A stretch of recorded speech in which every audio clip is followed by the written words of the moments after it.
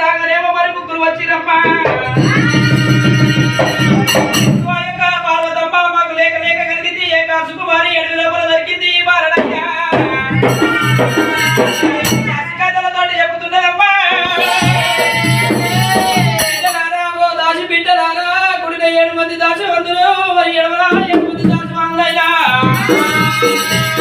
14 మంది నా బిడ్డలు